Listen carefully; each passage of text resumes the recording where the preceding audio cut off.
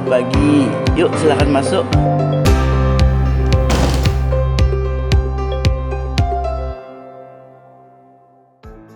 Selamat datang di Siloam Hospital Asri. Perkenalkan, saya Endang Susalit, dokter spesialis penyakit dalam, konsultan ginjal hipertensi, atau lebih dikenal mungkin dengan spesialis nefrologi. Hari ini kita akan membahas mengenai prosedur transplantasi ginjal. Ginjal merupakan organ yang sangat penting bagi tubuh. Jumlahnya ada 2 dan fungsi ginjal utama adalah untuk menyaring dan membuang sisa atau sampah metabolisme yang ada di dalam tubuh yang akan dikeluarkan di dalam urin. Jika fungsi ginjal menurun, maka zat sisa metabolisme tersebut yang seharusnya dibuang di dalam urin akan menumpuk di dalam tubuh sehingga dapat menyebabkan gangguan kesehatan. Jika seorang yang ginjalnya tidak berfungsi lagi atau lebih dikenal dengan gagal ginjal, untuk bisa bertahan hidup, maka pasien ini harus menjalani terapi pengganti ginjal, apakah itu berupa hemodialisis atau cuci darah dengan menggunakan mesin dialisis, ataukah dengan cara yang disebut CAPD, Continuous Ambulatory Peritoneal Dialysis, yaitu cuci darah dengan menggunakan rongga perut, atau yang lebih ideal sebenarnya adalah dengan menjalani transplantasi ginjal. Nah, sebelum melakukan operasi atau tindakan transplantasi ginjal, ada beberapa tahapan yang perlu diikuti oleh pasien. Dalam hal ini adalah donor dan resipien. Dan tahapan pertama yaitu bertemu dengan koordinator transplantasi ginjal. Koordinator transplantasi ginjal akan menjelaskan informasi-informasi yang penting terkait tahapan transplantasi ginjal yang perlu diketahui oleh pasien dan donor. Masuk ke dalam tahapan kedua, yaitu adalah konsultasi dengan dokter spesialis nefrologi, yaitu saya sendiri. Dalam tahapan ini, saya akan melakukan pemeriksaan awal yang terkait dengan aspek medis resipien dan donor. Apakah pasien dapat dilanjutkan untuk tahapan berikutnya? Tahapan selanjutnya adalah advokasi donor oleh tim advokasi yang terdiri dari dokter spesialis kedokteran jiwa dan dokter spesialis forensik mediko-legal, di mana mereka akan melakukan wawancara terhadap donor untuk pemeriksaan dari segi psikis serta legalitas. Setelah advokasi donor selesai, maka tim ini akan melakukan rapat membahas untuk memutuskan apakah calon donor ini memenuhi kualifikasi menjadi donor yang bisa lanjut ke tahapan berikutnya, yaitu pemeriksaan medis. Tentunya sebelum tindakan transplantasi ginjal perlu ada pemeriksaan medis. Tujuannya adalah untuk menilai tingkat kecocokan darah antara donor dan resipien, serta memastikan apakah donor dan resipien memang dalam keadaan layak medis untuk menjalani operasi transplantasi ginjal. Pemeriksaan yang dilakukan antara lain adalah pemeriksaan Human Leukocyte Antigen atau disingkat HLA, dan pemeriksaan cross match untuk melihat tingkat kecocokan darah antara donor dan resipien. Selain ada pemeriksaan penunjang lainnya untuk memastikan apakah aspek medis pasien dan donor layak untuk menjalani transplantasi ginjal. Selanjutnya akan dilakukan pertemuan tim transplantasi ginjal yang terdiri dari spesialis nefrologi, urologi, anestesi, kardiologi, pulmonologi, radiologi untuk memastikan apakah kondisi pasien donor layak untuk menjalani transplantasi ginjal. Setelah dipastikan bahwa layak secara medis, maka dijadwalkan tanggal operasi transplantasi ginjal. Pada 7 hari sebelum tanggal operasi, resipien dan donor akan masuk dirawat untuk diobservasi sebelum transplantasi ginjal.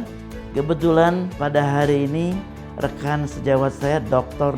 Nur Rasid, spesialis urologi konsultan, ada jadwal operasi transplantasi ginjal. Mari kita bertemu beliau untuk menanyakan bagaimana proses transplantasi ginjal berlangsung.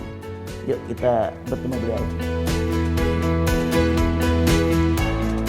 Selama pandemi, semua dokter dan tenaga kesehatan yang terlibat dengan operasi transplantasi ginjal mengikuti protokol kesehatan khusus pandemi.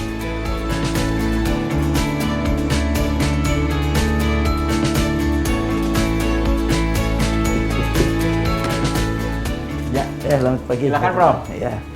Silakan, Prof. Ya, gimana, Prof? Gimana persiapan operasi, sudah siap semua ya? Insya Allah, Prof. Jadi kalau kita lihat hari ini, Prof, kebetulan saya lihat kasusnya. Ya. Untuk donor kita hari ini pembuluh darah kiri maupun kanan tunggal, Prof. Jadi ada satu pembuluh darah. Ya. Kemudian secara fungsi ginjal kiri dan kanan itu sama baiknya. Jadi rencananya kita akan donorkan yang sisi kiri, Prof. Baik, mudah-mudahan lancar operasi. Amin, Prof. Makasih, Prof. Ya. Baik. Baik. Prosedur operasinya akan dimulai dari donor. Jadi tim donor akan memulai dengan teknik laparoskopi. Teknik laparoskopi itu pasien hanya dibuat sayatan kira-kira 1 cm sebanyak 3 buah di daerah pinggang. Jadi dari masuk kita langsung akan menuju ruangan ginjal tanpa melalui daerah usus, hati, limpa, dan lain sebagainya. Ini lebih aman, memang sedikit lebih sulit, tapi akan lebih baik untuk donornya. Nah, nanti setelah kita mempersiapkan resipiennya dan resipiennya siap untuk ditanam ginjalnya, baru ginjal donor itu diangkat. Nah, dengan teknik ini, maka biasanya pasien sudah 4 hari bisa pulang dari rumah sakit dan seminggu kemudian sudah bisa aktivitas seperti biasa. Kemudian kalau untuk resipiennya, teknik operasinya masih relatif sama dengan kira-kira sejak mulai transplant. Jadi sayatan di perut bagian depan kira-kira 15 cm, kemudian nanti pembuluh darahnya, arteri dan vena sudah siap. Setelah ginjal kita dapat, kita akan rapikan dulu di dalam baskom berisi air es dan bekuan es. Kemudian baru kita tanamkan. Biasanya kita sambung arterinya, kemudian venanya. Setelah kencing keluar, biasanya perlu waktu hanya beberapa saat, baru kita tanamkan saluran kencingnya ke kandung kencing dari penerima.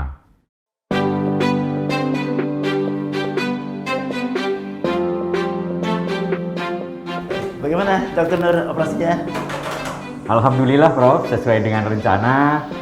Resipiennya sudah selesai dan donornya juga tadi selesai lebih awal, juga hasilnya baik. Urinnya sudah keluar, Prof. Alhamdulillah. Terima kasih, Dr. Nur. Baik, Prof. Baik. Terima kasih, Prof. Pada donor biasanya karena kondisinya umumnya pasien sehat, setelah kita kemudian evaluasi, kalau semuanya baik dia akan dirawat di kamar biasa.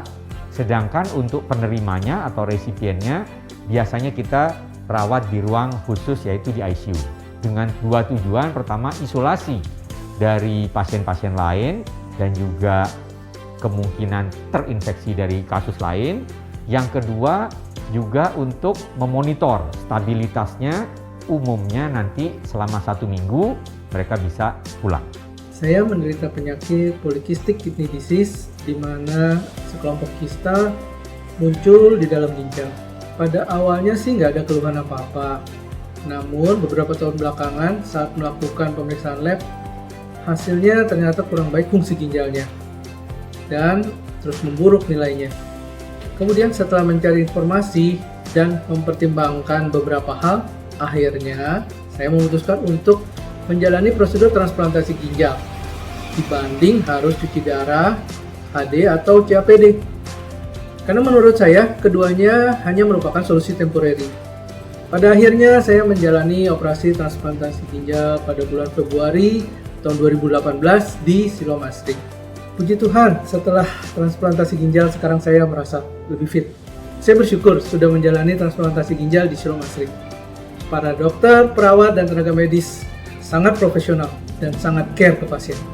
Jika Anda atau keluarga membutuhkan penanganan untuk transplantasi ginjal, silakan berkonsultasi langsung ke Asri Urologi Center di Siloam Hospitals Siloam Hospital Asri sudah melayani lebih dari 140 pasien transplantasi ginjal dengan angka patient survival rate 1 tahun 95,6% dan graft survival 1 tahun 98% pasca operasi transplantasi ginjal.